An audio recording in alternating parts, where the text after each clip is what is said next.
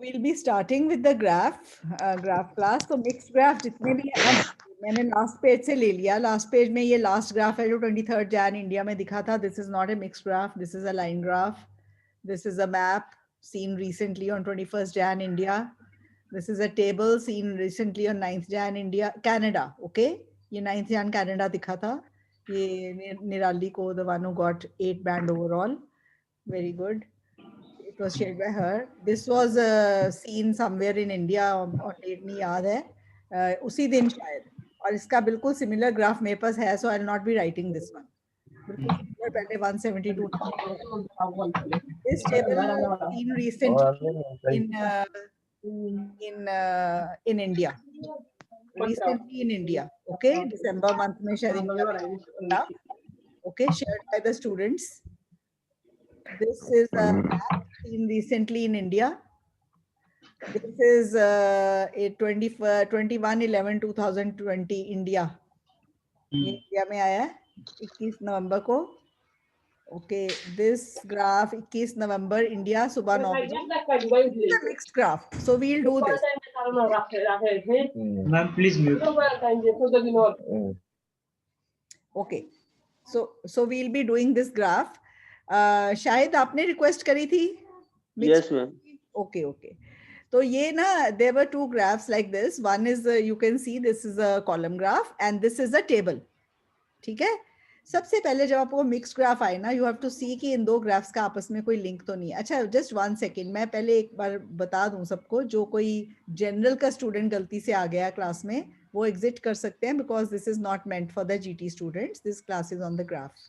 Okay, if any student has entered by mistake, you can just exit, क्योंकि आज पहले reading की class करा दी है जो कंबाइंड थी, तो अभी सिर्फ ग्राफ की क्लास है.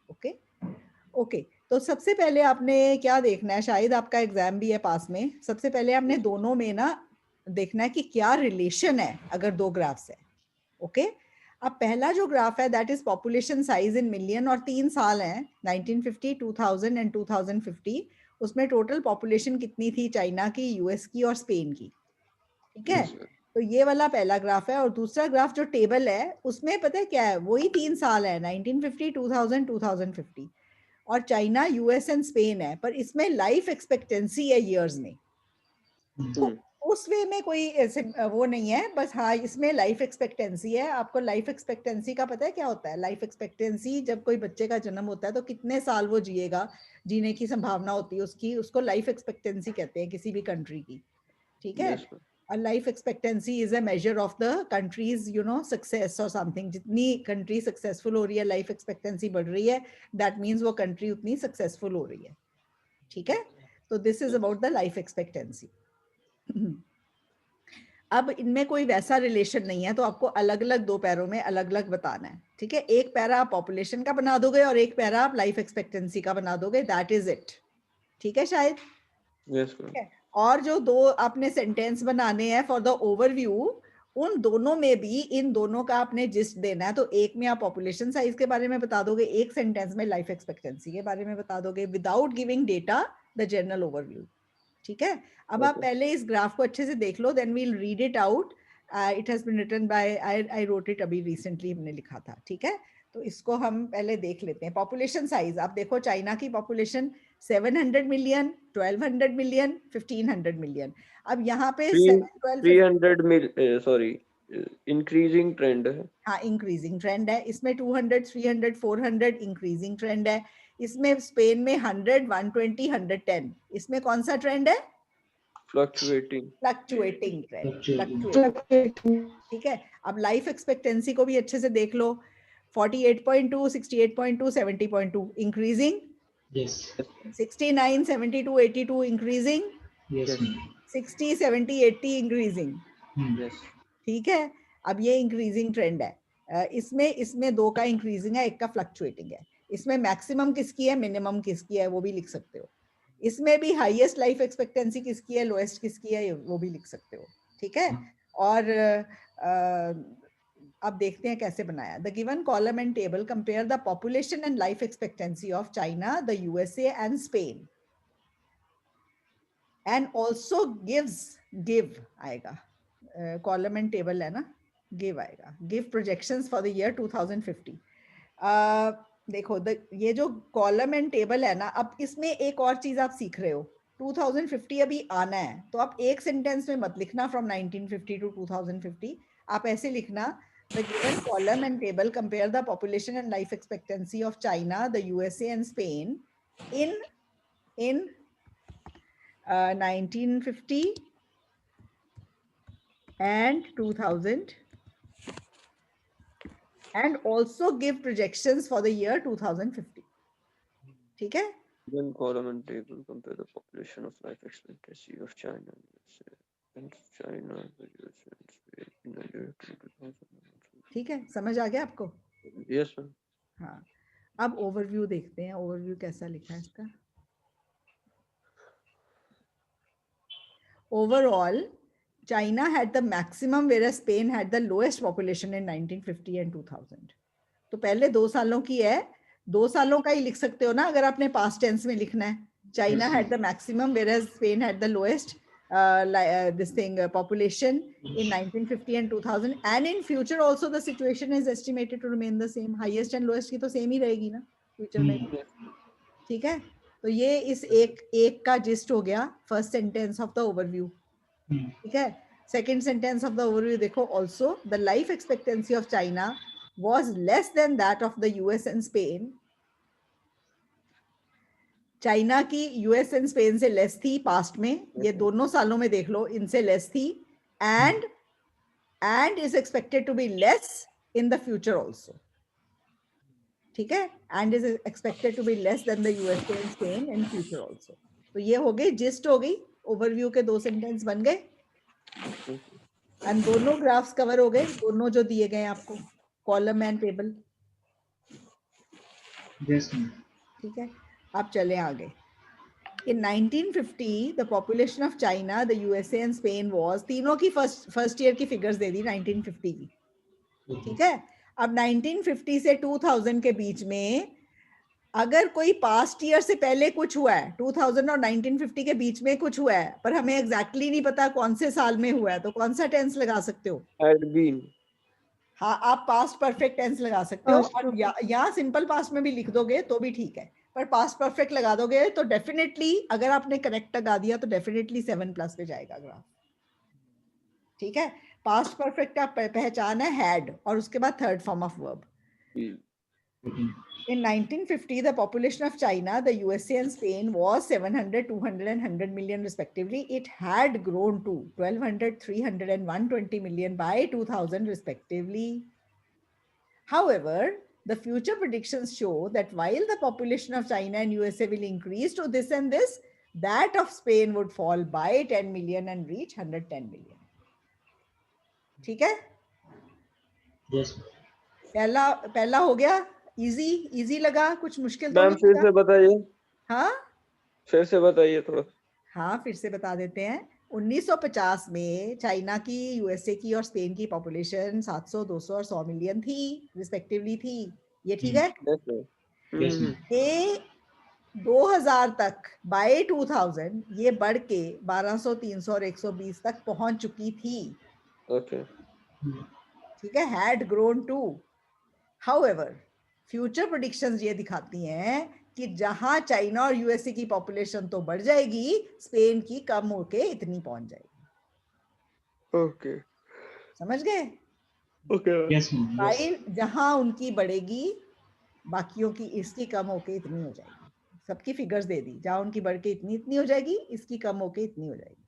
तो ये हो गया डेटा, पहला ग्राफ हो गया खत्म, कॉलम। ठीक है, अब टेबल पे आ जाओ। The life expectancy of China, the US and Spain was this, this and this respectively in 1950. वैसे ही तीनों की फिगर्स दे दी 1950 की। Yes. It rose sharply in China by 20 years in 2000 and is expected to rise to 70.2 years by 2050. अब China में ये 20 साल rise कर गई 2000 तक। हैड रीजन ज्यादा बेटर रहेगा, past perfect, it had risen to.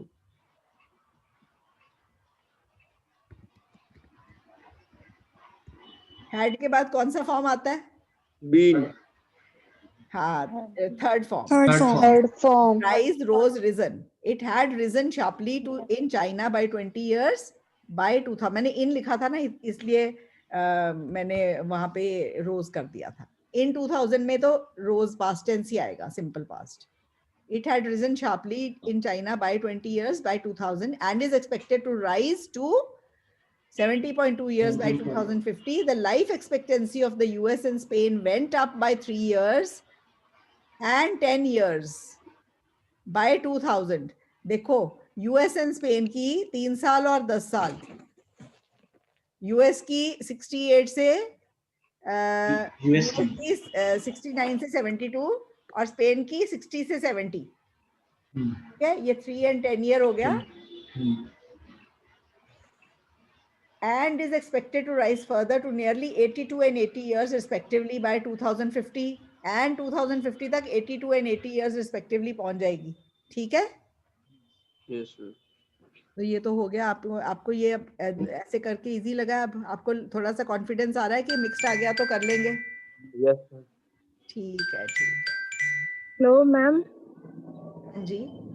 Hello ma'am, अगर ये क्या कहते हैं प्रिडिक्शन दी हुई है फ्यूचर की तो उसमें बाय यूज करते हैं, पर अगर अभी की बात हुई हो मतलब कि 21 से पहले पहले की तो उसमें इन आता है, इन दिस ईयर.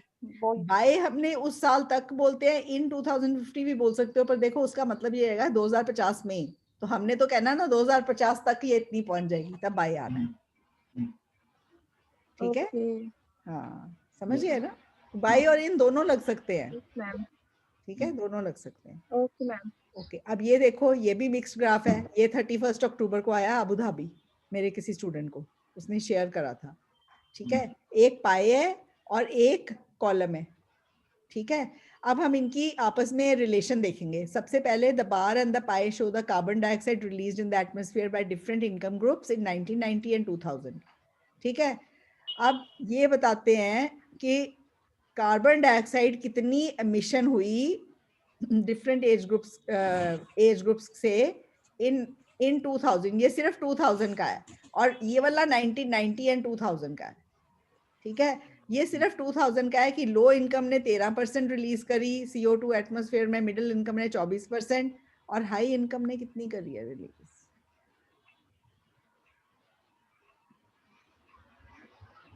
63%. ठीक है, मेरे ग्राफ में गड़बड़ हुई थी. अब ठीक है, दिख रहा है? और ये जो है, ये वाला मीट्रिक टन्स में 1990 में कितनी CO2 रिलीज हुई, ये एग्जैक्ट फिगर्स हैं कि कितनी मीट्रिक टन्स में रिलीज हुई. ये परसेंटेज है. ठीक है, और इसमें कितनी रिलीज हुई बाय हाई इनकम ग्रुप 2 सालों में, 1990 और 2000 में. ये मिडिल इनकम ग्रुप 1990-2000 और हाई इनकम ग्रुप 1990-2000. सॉरी, और उल्टा चल रहा है. ये हाई है, ये मिडिल है, ये लो है. तो लो इनकम ने सबसे कम रिलीज करी है और ओवर द इयर्स और कम हो गई है, और हाई एंड मिडिल इनकम की ओवर द इयर्स और बढ़ गई है. ठीक है, CO2 की.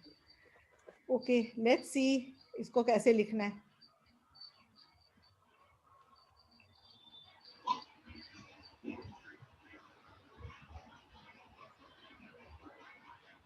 The pie chart shows. अब पाई चार्ट की पहले मैंने बात लिख दी है और टेबल कॉलम के अलग से लिखूंगी. The pie chart shows the emission of CO2 by different age groups in 2000 and the column graph illustrates the CO2 emission in metric tons in 1990 and 2000. ठीक है, तो जो पाई चार्ट है वो शो कर रहा है 2000 की सिर्फ कितनी CO2 एमिट हुई, और जो कॉलम ग्राफ है वो शो कर रहा है 1990 और 2000 में इन मीट्रिक टन्स कितनी CO2 एमिट हुई. ठीक है. Overall, the maximum emission was from high income group, whereas the least was from the low income group in both the given years. Also, while the emission from high and middle income group increased, that from the low income decreased in the given period. ये इन while इनमें increase हुई, इसमें से decrease हुई. ठीक है, ये समझ आ गया. और दोनों years का मैंने लिख दिया है कि maximum emission जो थी high income से थी और minimum जो थी वो लो इनकम से थी, और दोनों इयर्स का लिख दिया. पर पाई का इसके बीच में ही आ गया क्योंकि पाई में 2000 का है सिर्फ, और उसमें भी तो हाईएस्ट हाई इनकम से है और लोएस्ट लो इनकम से है, ठीक है ना? यस मैम अगर कुछ और हाईएस्ट होता पाई में तो फिर उसका अलग से लिख देते।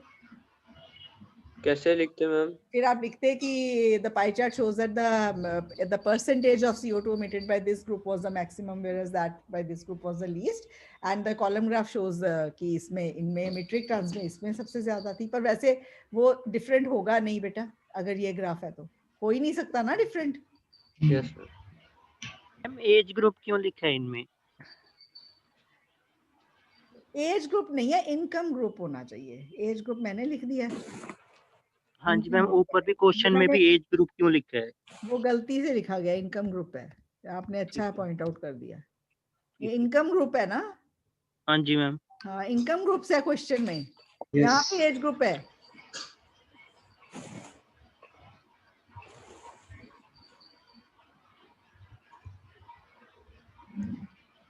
Thank you for correcting it. Okay. Thank you for pointing it out. Now it has been corrected. Okay? ये इनकम ग्रुप है, ठीक है?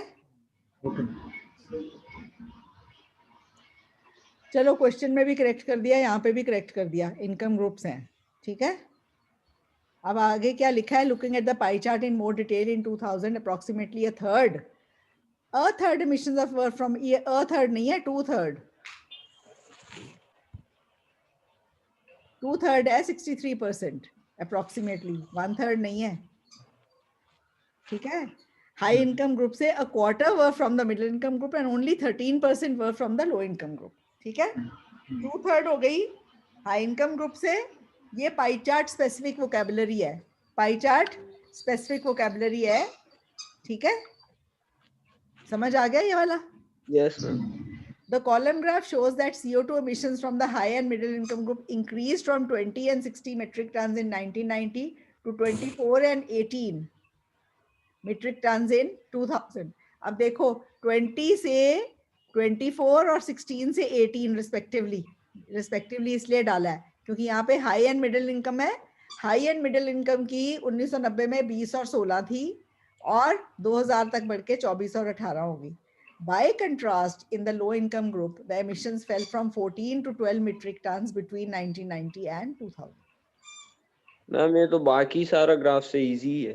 सबसे इजी होते हैं मिक्स्ड ग्राफ में, तो यही बात सबसे पहले बोली है और मेरा एम ही ये है। आपने बोला करवा दो, मैंने कहा चलो 2-4 करवा दूंगी, आपको आइडिया लग जाएगा कि बाकियों से इजी हैं। Okay, consider yourself lucky mixed graph आ जाए, आपको एक को ज्यादा डिटेल देना ही नहीं है, ठीक है? Yes ma'am. हाँ, ये तो मैं हमेशा कहती हूँ कि जो आपको डिफिकल्ट लगता है ना, पहले उसको करा करो। मेरी लाइफ का प्रिंसिपल है, जो मुझे काम बोरिंग लगता है या मुश्किल लगता है, मैं उसको बैठ के पकड़ के पहले कर देती हूँ, तो फिर मेरे को ना इतना मेंटल पीस मिलता है कि ये हो गया मेरा। अब मैं अपना फ्री माइंड से अपने जो मेरी पसंद का काम है वो करूँगी, ठीक है? तो आप लाइफ का बस अपना ये बनाना होता है कि जो काम डिफिकल्ट लगता है, कई बच्चे उसको छोड़ देते हैं, डिफिकल्ट है, बाद में ना उसकी स्ट्रेस रहता है deep back somewhere in the mind की ये नहीं आता, और उसमें ना सारा पैनिक और जो कर रहे होते हैं वो भी अच्छे से नहीं होता। एम आई राइट? Yes ma'am. है ना? तो आप जो आपको मुश्किल लगे ना वो पहले कर दिया करो। ऑन ए लाइटर नोट मैं आपको बताती हूँ, अभी तो डिफरेंट है सिचुएशन, पर जब मैं मेडिकल कॉलेज पढ़ती थी ना, तब कोई मूवी रिलीज होती थी ना, तो 3-4 महीने में एक मूवी रिलीज होती थी नई, शायद इससे भी ज्यादा टाइम में रिलीज होती थी। तो ना उसका स्ट्रेस होता था कि देखी नहीं, पढ़ाई भी नहीं हो पाती थी। तो हम सब फ्रेंड्स पता क्या करते थे, फर्स्ट शो देख के ना काम खत्म करते थे, स्ट्रेस खत्म, देख लिया बस, अब पढ़ो बैठ के, क्योंकि मेडिकल कॉलेज की पढ़ाई तो बहुत ज्यादा होती है, तो इसका स्ट्रेस नहीं टॉलरेट होता था कि मूवी आ गई देखी नहीं, वो माइंड के पीछे लगा रहता था, आ गई मूवी देखी नहीं, ओ माय गॉड देखी नहीं, देखनी है। तो पहले दिन पहला शो देखो, खत्म करो काम, पहले ही बुक कराते थे कि देखनी है। और हॉस्टल से भाग के भी देखते थे, नाइट शो भी देखते थे, भाग के आते थे, गेट जंप करके आते थे, पर बड़ा एंजॉय करते थे। Those in the good old days. Okay, आजकल पता नहीं बच्चे क्या करते हैं, पर हम अपने तरीके से बहुत एंजॉय करते थे तब उन दिनों में भी, ठीक है? It was in the 70s, I am talking of the 70s, half a century later today, पता नहीं क्या सिचुएशन है। Okay, so this is it. ये अब लिख लोगे ग्राफ, हो गया? Yes, ma'am. एंड मुझे कराने का ये फायदा हो गया कि मेरी गलतियां निकल आई, पॉइंट आउट कर ली। ठीक है, good. अच्छा ये देखो, ये तो अभी आया पीछे 31 अक्टूबर को हमारी एक स्टूडेंट थी, उसको आया था श्रेया को, उसके भी ओवरऑल 7 बैंड थे, 7+ थे, शी गॉट इट। ये भी सिंपल कॉलम है, ये पता नहीं कब आया, आया तो अभी रिसेंटली है। ठीक है मैम मेरा भी 7 आ सकता है। आ सकता है, आराम से आएगा पक्का। ओके ये ग्राफ है, ये अभी रिसेंटली आया, ये भी, ये हमारे स्टूडेंट को आया, उन्होंने बना के दिया था। ये भी अभी रिसेंटली दोबारा, ये मैप है, ये भी रिसेंटली आया, ये मतलब पिछले साल में after this you know lockdown के बाद जो पेपर शुरू हुए हैं तब से आया, ये भी लॉकडाउन के बाद का है।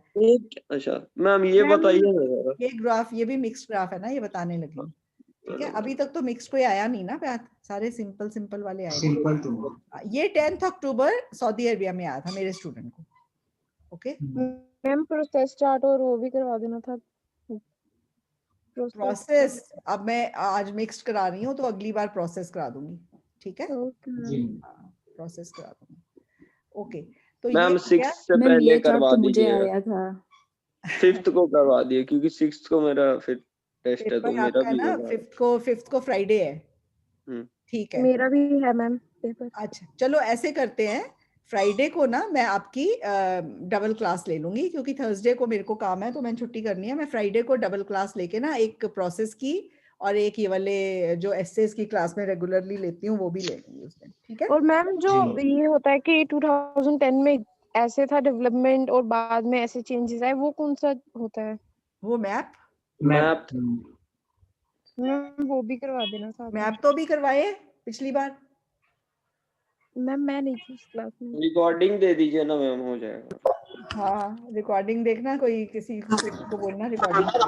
ओके रोटेशन में हो जाएंगे नक्शी, रोटेशन में फिर मैप हो जाएंगे डिस्कस। ओके ये तो है। ओके ठीक है। ये जो ग्लोबल पॉपुलेशन का मैप है, ग्लोबल पॉपुलेशन, ये देखो एक लाइन ग्राफ है और एक ये दो है 1900 और 2000 के ग्लोबल पॉपुलेशन डिस्ट्रीब्यूशन। अब इसमें ना टोटल पॉपुलेशन है ग्लोब की, टोटल दुनिया की पॉपुलेशन, वर्ल्ड की, अर्थ की पॉपुलेशन 1400 से लेके 2000 तक। कितनी सेंचुरीज में दिए इन्होंने? 6 सेंचुरीज, ओवर 6 सेंचुरीज। ठीक है, और यहाँ पे ना 1900 में ग्लोबल पॉपुलेशन की डिस्ट्रीब्यूशन कितनी थी, एशिया में कितनी थी, यूरोप में कितनी थी, North America, Africa, Latin America, other regions में कितनी थी, ग्लोबल पॉपुलेशन डिस्ट्रीब्यूशन 2000 में। तो दोनों जो पाई चार्ट हैं वो 1900 और 2000 के हैं। ठीक है, मतलब इस साल के और इस साल के। ठीक है, और ये जो लाइन ग्राफ है ये बता रहा है 1400 से लेके 2000 तक कितनी ग्लोबल पॉपुलेशन की डिस्ट्रीब्यूशन है। ठीक है, अब आपने देखो इसको कैसे लिखा। मैम ये मुझे आया था एग्जाम में। अच्छा कौन बोल रहा है ये? मैं नक्शी आपने कहाँ दिया था पेपर? 31 को मेरा था।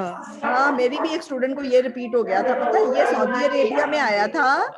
हाँ इन सऊदी अरेबिया ऑन 10 अक्टूबर और 31 अक्टूबर को इंडिया में रिपीट हुआ था। हाँ मेरा 31 अक्टूबर को था एग्जाम। हाँ, ये रिपीट हुआ था इंडिया में। नूरा हाँ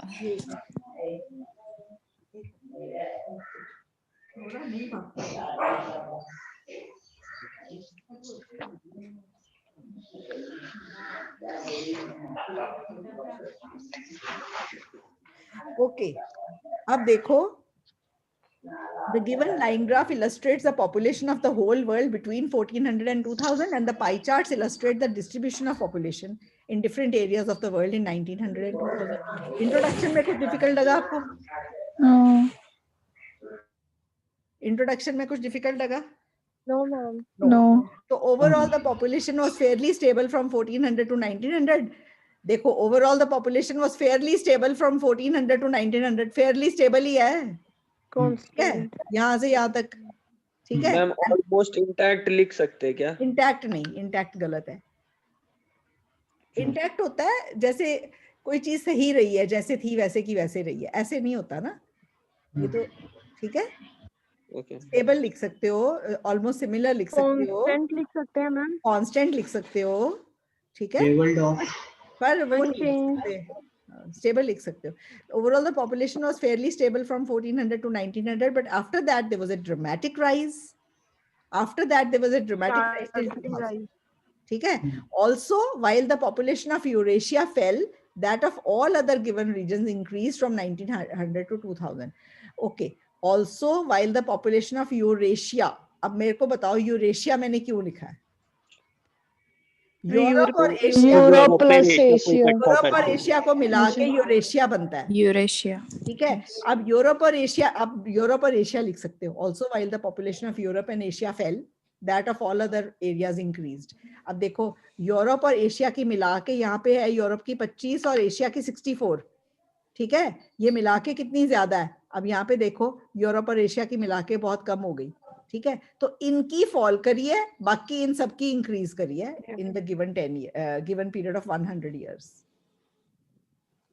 ठीक है। 1900 से 2000 तक 100 सालों में इनकी इन दो कंट्रीज की, इन दो कॉन्टिनेंट्स की कम हुई है और बाकी सबकी बढ़ गई है, ठीक है। ये कॉन्टिनेंट्स हैं, ठीक है।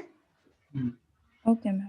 In 1400, the global population stood at 0.5 billion and remained stable till 1700. From 1700 to 1900, there was a minimal growth of 1 billion, after which the population rocketed to 5.5 billion by 2000. ठीक है, rocketed to, rocketed BN लिख सकते हैं है क्या? Short form में लिख सकते हैं BN मैम। हाँ, बिलियन का BN, शॉर्ट फॉर्म बिलियन है, BN है, ठीक है। In 1900, Asia had almost 2/3 of the world population, which was the highest. ठीक है। अब एशिया की 1900 में ये 64% है, तो 2/3 है, which was the highest. अब ये पाई चार्ट स्पेसिफिक वोकैबुलरी है, ठीक है, ठीक है। और मैम आप ये कॉन्सेप्ट समझा सकते हो कि जैसे कि बिलियन और मिलियन होता है तो किसमें एस नहीं लगता? किसी में भी नहीं लगता, जब जैसे कि ऑफ वर्ड अमाउंट आएगा जितनी साथ मर्जी में हो फिर तो लगेगा, बड़े नंबर्स में एस नहीं लगता, ओके। ऑफ बिलियन आएगा और तो मिलियन ही आना है, बिलियंस। और हम ऐसे बोलते हैं 100,000 people came to the concert, 1 million people came to the concert. पर अगर हमने ऐसे लिखना है ना, thousands of people came to the concert, फिर thousands आएगा। millions of people attended the ceremony, millions आएगा अगर ऑफ वर्ड आता है। अगर कोई नंबर साथ में लगेगा कभी एस नहीं आएगा, ये ध्यान रखना। Millions of population, millions of कितने? Millions of population, millions of population के साथ नहीं लगता है, मिलियंस ऑफ पीपल लगेगा, पॉपुलेशन के साथ नहीं लगेगा ऐसा वर्ड। Okay ma'am. हाँ। In 1900, Asia had almost 2/3 of the world population, which was the highest. Europe had a quarter of the share of world's population, while Africa, North America, Latin America, and other regions had the population of this, and this respectively. ठीक है? In 2000, the population of Asia and Europe fell by. अब इसमें हमने सबकी कितनी population है वो बता दी, बोली? Yes. इसमें Yes, ma'am. कितनी population है वो बता दी, और इसमें हमने बता दी कि कितने से फॉल करी। अच्छा, by contrast, the population of Africa, North America, Latin America, and other regions increased by 6%. 4.5 and 1. ये increase by मैंने क्यों लिखा है? क्योंकि ये 4 से 10 हो गई होगी, ये 2 से 6 हो गई होगी, तो मैंने by word यूज करा है, माइनस प्लस करके होता है by word, ठीक है। ये 5 है और ये 4 हो गई होगी, देखो इसमें, ये देखो, ये 10 है, ये 6 है, ये 5 है और ये 4 है, तो मैंने बाय वर्ड यूज करा है। अगर मैं 2 वर्ड यूज करती, अगर मैं यहाँ पे 2 वर्ड यूज करती बाय की जगह, फिर मुझे यहाँ लिखना था 10, ठीक है, 6, 5, 4. यहाँ पे फिर मेरे को बाय हमने माइनस प्लस करा है ना, ये 4 है तो हमें यहाँ पे 10 लिखना था, यहाँ पे 2 है तो यहाँ 6 लिखना था। अगर मैं यहाँ पे 2 लिखती, फिर जितने तक पहुंची उतना लिखना था। ये 4 है, 6 से बड़ी है ना, पर कितनी बड़ी है, 2 लिखती तो 10 लिखना था मुझे यहाँ पे।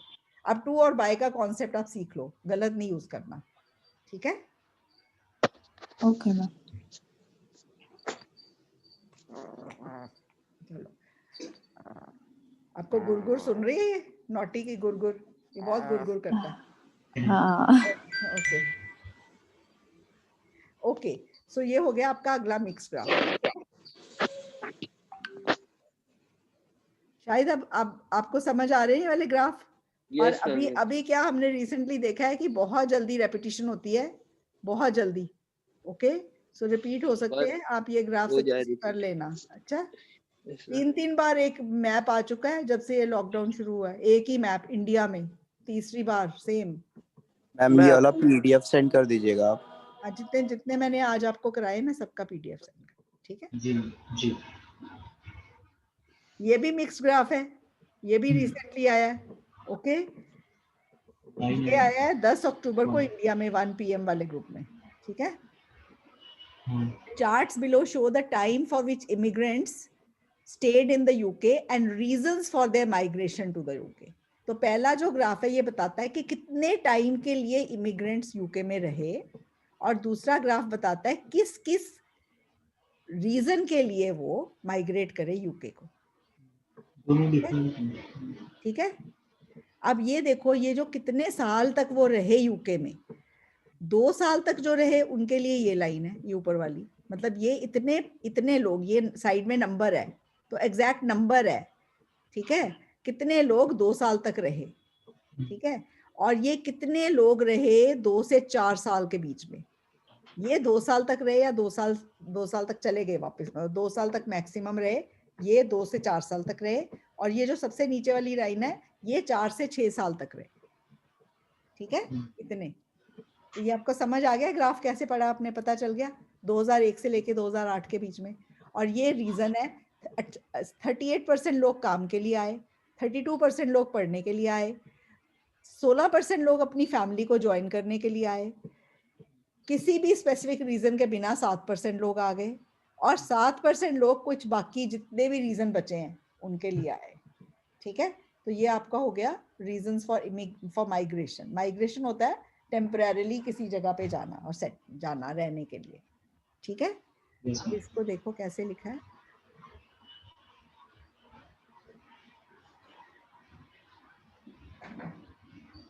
The line and pie chart illustrate information about reasons why people immigrated to the UK and also the time immigrants intended to stay there between 2001 and 2008. Reasons at the time they intended to stay. ठीक है? Overall, the maximum immigrants wanted to stay in the UK for up to 2 years throughout the given period. Up to 2 years वाले maximum है, दिख रहे हैं? Yes, ma'am. ज़्यादा है। And 4 to 6 वाले मिनिमम है, ये भी दिख रहे होंगे, पर यहाँ लिखा नहीं है, उसने सिर्फ मैक्सिमम का बताया। Also most of the immigrants migrated to the UK for employment. ये हो गया ओवरव्यू।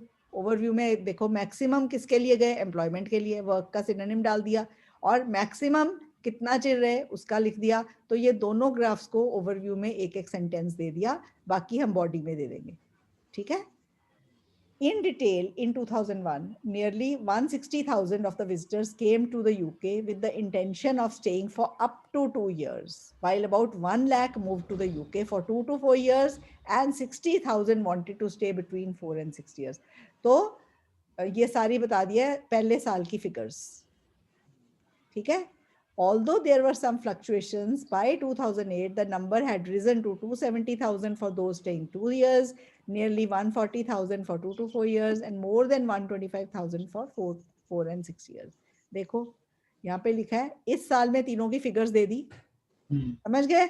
पहले इस साल की, और फिर 2008 के बोल दिया कि although there were some fluctuations, ये फिगर पहुंच गई, इतनी हो गई, ये इतनी हो गई, और ये इतनी हो गई। बस माइनर सी फ्लक्चुएशंस तो है ही है ना, इतनी इतनी। अब इसको क्या एक्सप्लेन करोगे बीच में, कुछ जरूरत नहीं है इसके बारे में लिखने की, पूरा ग्राफ तो सम मैम इन दोनों को एक साथ भी तो लिख सकते हैं, दे मतलब कि ये दोनों साथ साथ मतलब एक ही वहां पे थी। हाँ, आप लिख सकते हो कि इसका अलग से एक सेंटेंस बना दो और इन दोनों का अलग इतने से इतने बीच में थी दोनों की, इन दोनों की, हाँ इकट्ठी लिख सकते हो, जैसे मर्जी। देखो ये थोड़ी है कि एक ही मेथड है, ग्राफ को कैसे भी लिख सकते हो। हमने ऐसे लिख दिया कि पहली फिगर दे दी और लास्ट फिगर दे दी और बता दिया बीच में माइनर फ्लक्चुएशन रही। अब आप देखो, आपको इंट्रो लिखनी है, ओवरव्यू लिखना है, 2 तरह के ग्राफ है, सम अप करने हैं, और 150 वर्ड से 200 के बीच बीच में रहना है, तो आप फिर देखो कि आपको अलग अलग लिखना है, इकट्ठे बना के लिखना है जिसमें कुछ इंपॉर्टेंस नहीं है ज्यादा लिखने की, उसको कैसे हैंडल करना है, कर सकते हो ना? तो मैम इसमें बाई कंट्रास्ट वर्ड आता है क्या? बाई कंट्रास्ट इसमें मेरे ख्याल आया नहीं है। अगर आप देना चाहते हो बाई कंट्रास्ट तो ऐसे दे सकते हो, पहले इसकी दे दो लाइन एंड बाई कंट्रास्ट, क्योंकि इनकी फिगर से काफी कम है तो बाई कंट्रास्ट करके इसकी हाँ। फिगर के बीच में रही, ऐसे कर सकते हो। You can okay. Do that. ठीक है, आपने कैसे लिखा था एग्जाम में? ये वाला दूसरा आया था ना आपको? वो वाला नहीं, वो नीचे वाला आपने अभी करवाया ना, वो वाला आया था। कितने थे बैंड राइटिंग में? बहुत ही कम थे कोई मैम, बात नहीं, कोई बात, कोई 5.5 थे। 5.5 थे। पर मैं आपको एक बात बताऊं, यहाँ के एग्जामिनर्स भी ऐसे हैं कि वो हाँ। मतलब बहुत अच्छा लिखोगे 7 7.5 का तो जाके 7 आएंगे, मतलब 6.5 आएंगे। क्योंकि यहाँ पे ना ये हुआ, मैंने देखा है कि अब मेरे नेफ्यू ने 7 बैंड थे, बाकियों में सब में 8.5 या 9 थे, तो ही वेंट फॉर अ रीवैल, उसके राइटिंग में भी 8 बढ़ के आए। अब 8 वाले को 7 दे रहे हैं, समझ आ गई? हाँ। समझे? तो फिर ऑब्वियसली आपने इतना भी ये नहीं है कि 5.5 का लिखा है, बेटर लिखा होगा। ये एग्जाम बैंड स्कोर्स ही ऐसे देते हैं थोड़े। ओके, अब देखो पहला हमने बोल दिया सारा। अब ये देखो पहले साल की बोल दी फिगर्स, और फिर ये सब दूसरे लास्ट ईयर की बोल दी। ठीक है, the maximum immigrants came to the UK for work with the proportion of 38%।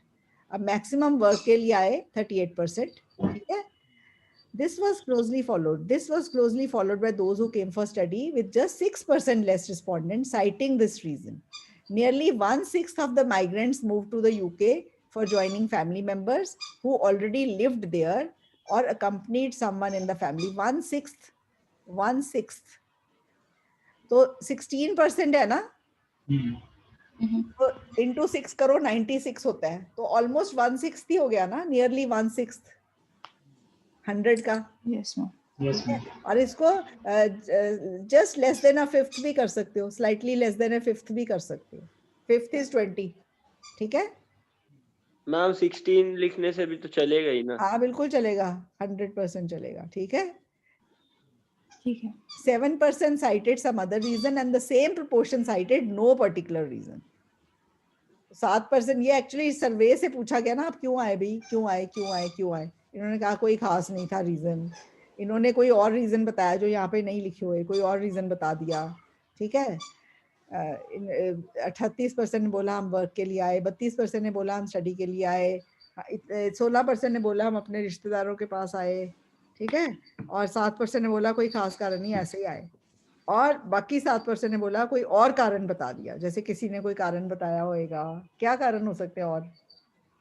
Business के लिए आए हैं, घूमने आए, घूमने आए, हाँ बिजनेस, ये वर्क है तो जॉब करने आए, तो ये कोई अपना बिजनेस एक्सपैंड करने आया, वो भी डिफरेंट हो जाएगा, वो वैसे वर्क में चला हेल्थ जाएगा। रीजन, हेल्थ के लिए ऑपरेशन कराने आए, है ना, ये भी हो सकता है।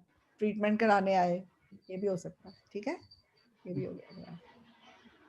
एक और ग्राफ करा देती हूँ और बाकी मैं फाइल शेयर कर दूंगी मिक्स ग्राफ्स की। ठीक है, आप पढ़ लेना, अगर कोई प्रॉब्लम हो तो मैं करा दूंगी। ये वाला, ठीक है, ये कब आया है? मैं लिखती तो हूँ नीचे, इसमें लिखा नहीं है। Okay, the graphs below show the information regarding education in Singapore between 2002 and 2010.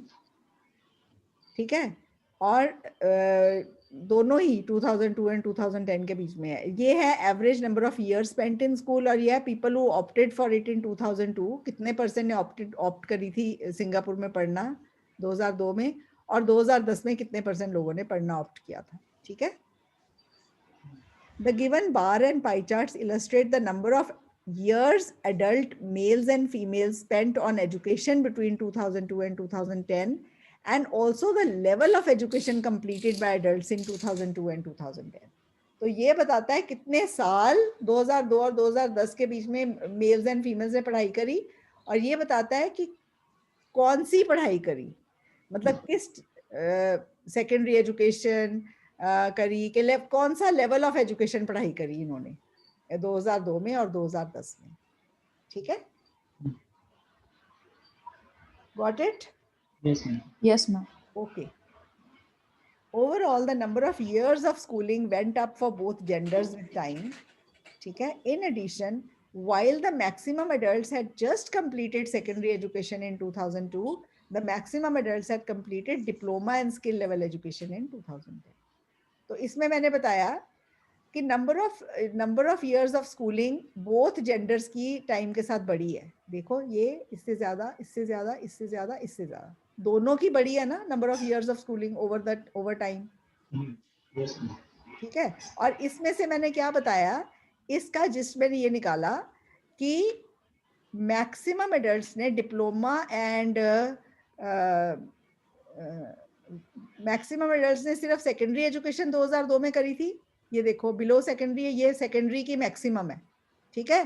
पर 2010 में डिप्लोमा एंड स्किल लेवल के मैक्सिमम हो गए. ये देखो डिप्लोमा एंड स्किल लेवल के स्टूडेंट्स मैक्सिमम हो गए. ठीक है. यहाँ पे सेकेंडरी लेवल एजुकेशन मैक्सिमम थी, यहाँ diploma and skill level maximum हो गया 2010 में. ये वाइल वाले ये बना दिया ओवरव्यू के 2 सेंटेंस. पहले सेंटेंस में बता दिया कि इनमें सब में बढ़ी है, और दूसरे में बता दिया कि इस साल में ये सब्जेक्ट, ये लेवल एजुकेशन सबसे मैक्सिमम थी, और इस साल में ये वाली एजुकेशन सबसे मैक्सिमम थी. तो ये समझ आ गया आपको overview, gist of both the graphs. ठीक है. ग्राफ पढ़ लेते हैं.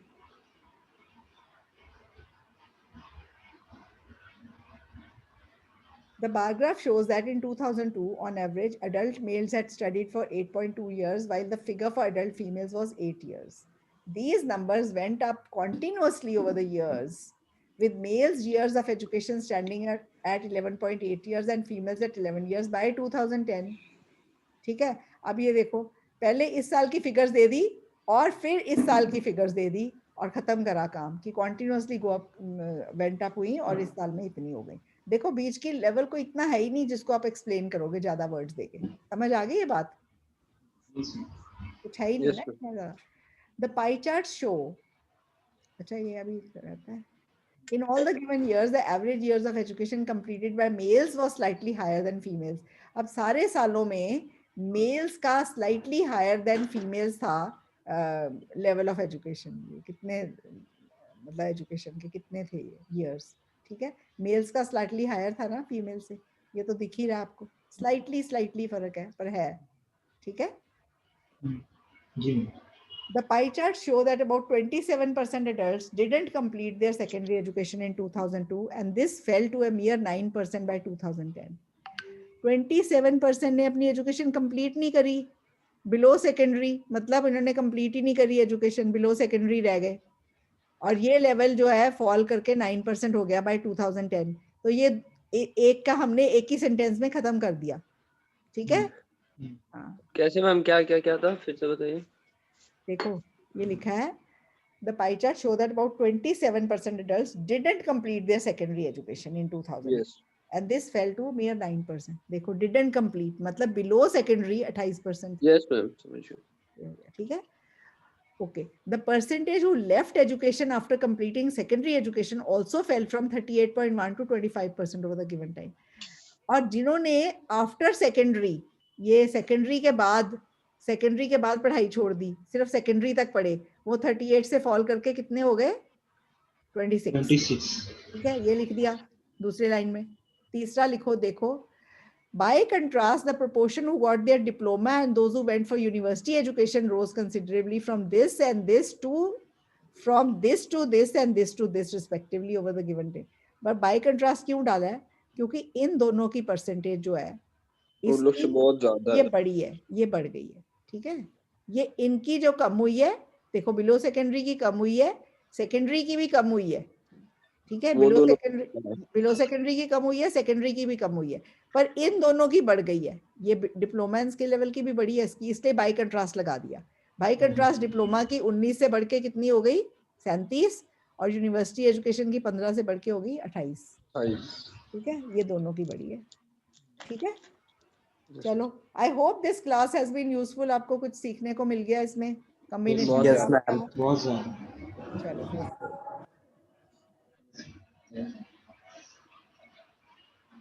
ठीक है. आप में से 6 को किसका किसका पेपर है बताओ. मेरा आपका किस टाइम में शायद? मैम मेरा भी है.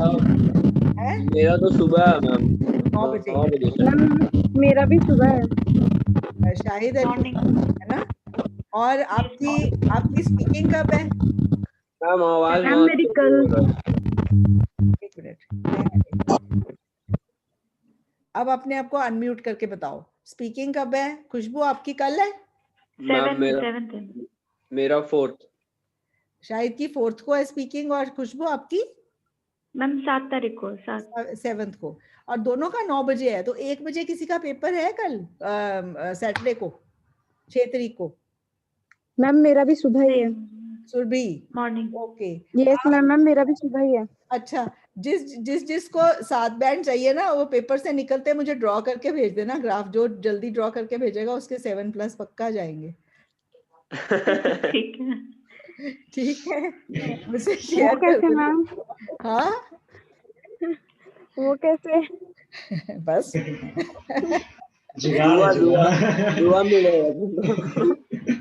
देखो, आप भेज देना मुझे। अब 7+ जाएंगे, ये तो बात पक्की है, क्योंकि आपको याद होगा बाहर आके क्या क्या आपने करा अंदर। इमीडिएटली आप ड्रॉ करके भेज दोगे, हमें इमीडिएटली हमारा डेटा बैंक कंप्लीट हो जाता है, क्या आया क्या नहीं आया। कोई पास्ट का ग्राफ आया तो भी पता चल जाए, कोई ऐसे जो आया, नया आया पुराना आया, वो भी पता चल जाए। So we can update it soon. ठीक है। और बाकी मैं थर्सडे को I will be having a break, I have to go somewhere. तो मैं कल और फ्राइडे को थोड़ी क्लास एक्सटेंड कर दूंगी आपकी। ठीक है। और मैं आपने कौन से वो प्रोसेसेस करने हैं ना, तो चाहे मैं कल ही प्रोसेसेस भी करा दूं आपको ऐसे की डिस्कशन के बाद। ठीक है। प्रोसेस का कुछ नहीं है, प्रोसेस में ना पैसिव वॉइस है। आपके 6 तारीख वालों को हेल्प हो जाएगी। तो मुझे सही लगी बात कि 6 को पेपर है, तो मैं प्रोसेसेस भी करा देती हूँ। बहुत देर से प्रोसेस आया भी नहीं है, and you might see a process, you might see a process. Maps बहुत आए हैं पीछे, ओके, प्रोसेस कम आए हैं, तो प्रोसेस के चांसेस हैं आने के। ठीक है। मैम एनवायरनमेंट वाला एक ऐसे, वो जो एनवायरनमेंट में बहुत सारा ऐसे आता है, और ग्लोबल वार्मिंग वगैरह में, एक बार उसको भी करवा दीजिएगा। आप पढ़ो ऐसे, जो आपको बोलोगे वो मैं करवा दूंगी कल भी वही तो और परसों भी। ठीक है। ग्लोबल वार्मिंग और वो एनवायरनमेंट से रिलेटेड। ठीक है ठीक है ठीक है। मैम चलो पाई में जो टर्मिनोलॉजी यूज होती है, जैसे वन या क्वार्टर यूज कर लिया, हाफ यूज कर लिया, और इसके अलावा और कौन सी टर्मिनोलॉजी ऐसे यूज होती क्वार्टर है, 3 क्वार्टर्स कह सकते हो, 75 के आसपास है। अ वास्ट मेजॉरिटी अगर 80 के ऊपर है, अ स्मॉल माइनॉरिटी अगर 5 से नीचे है। ठीक है। पर ये पीपल के लिए, काउंटेबल चीजों के लिए, टाइम के लिए नहीं होती स्मॉल माइनॉरिटी। अच्छा, यहाँ पे काउंटेबल चीजें। और एक जो 20th का आपने बताया, 20% को क्या बोलते हैं? 1/5, अ फिफ्थ। ओके। और 20 से थोड़ा कम है तो just under a fifth, just over a fifth अगर 21-22 है। ठीक है। Yes ma'am. जस्ट अंडर ए क्वार्टर 24-23 है, तो जस्ट ओवर ए क्वार्टर 26-27 है, तो ठीक है। ओके। ऑलमोस्ट अ हाफ अगर 49 या 51 है, तो ठीक है। ऐसे काफी कुछ है। ठीक है मैम मैं एक बार सोच रही थी हाँ। कि अगर आप वो पेपर वगैरह निकालते तो कैसा होता। हमें तो सब हाई बैंड से आते हैं सब में। नहीं, आप देखो पेपर, यही वाले क्वेश्चन रिपीट हो रहे हैं।